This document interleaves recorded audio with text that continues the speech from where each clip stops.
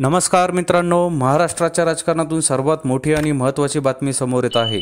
राज ठाकरेचा मनसे पक्ष एकनाथ शिंदे यांच्या निवडणूक चिन्हावर लढणार।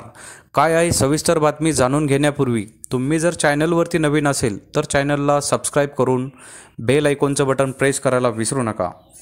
मित्रांनो, लोकसभा निवडणुकीत राज ठाकरेचा महाराष्ट्र नवनिर्माण सेना पक्ष एकनाथ शिंदेच्या निवडणूक चिन्हावर निवडणूक लढणार असल्याची माहिती सूत्रांनी दिली आहे।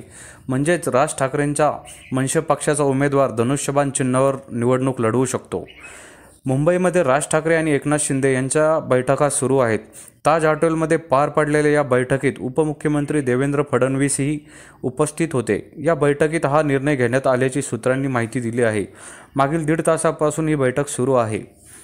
सध्या मुंबईमध्ये वेगवान घडामोडी घडत आहेत। मनसे आणि महायुतीमध्ये रोज बैठका होत आहेत।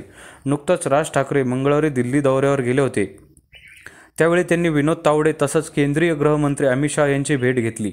यावेळी राज ठाकरे यांच्यासह त्यांचे चिरंजीव अमित ठाकरेही उपस्थित होते। दरम्यान काय चर्चा झाली याचा काय खुलासा झाला दोन्ही पक्षांनी केला नाही। 1 ते 2 दिवसांमध्ये निर्णय घेतला जाईल असं सांगण्यात आलं होतं। त्यानंतर आता मुंबईमध्ये राज ठाकरे यांची मुख्यमंत्री आणि उपमुख्यमंत्र्यांसह बैठक सुरू आहे। दिल्लीत राज ठाकरे आणि अमित शहा यांची बैठक झाली। अमित ठाकरेही सोबत होते। महायुतीत सहभागी होण्यासंबंधी दोघांमध्ये सकारात्मक चर्चा झाली। आणखी एका बैठकीनंतर यावरती अंतिम निर्णय घेतला जाईल। सध्या सकारात्मक चर्चा झाली इतकंच आम्ही सांगू शकतो, अशी माहिती मनसेचे नेते बाळा नांदगावकर यांनी दिली होती। लोकसभा निवडणूक असल्याने त्या संदर्भातच चर्चा झाली। आम्ही कोणताही फॉर्म्युला दिला नाही, पण नेमक्या किती जागा मिळवाव्यात ही भावना सांगितली आहे। भाजपाला सांगण्यात आलं असून 1-2 दिवसांमध्ये माहिती आल्यानंतर सविस्तर सांगू, असं बाळा नांदगावकर यांनी पत्रकार माध्यमांसोबत बोलताना सांगितलं। सूत्रांच्या माहितीनुसार महायुतीमध्ये मनसेला 2 लोकसभेच्या जागा मिळवण्याची शक्यता आहे। दक्षिण मुंबई आणि शिर्डी या 2 लोकसभेच्या जागा मनसेला दिल्या जाऊ शकतात।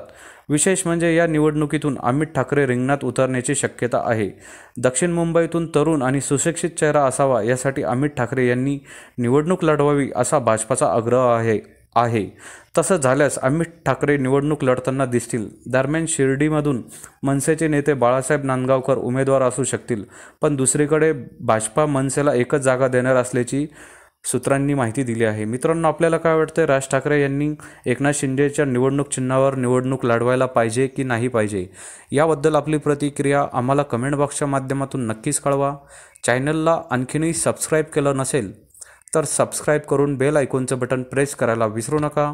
भेटू पुढच्या व्हिडिओसह, तोपर्यंत धन्यवाद। जय महाराष्ट्र।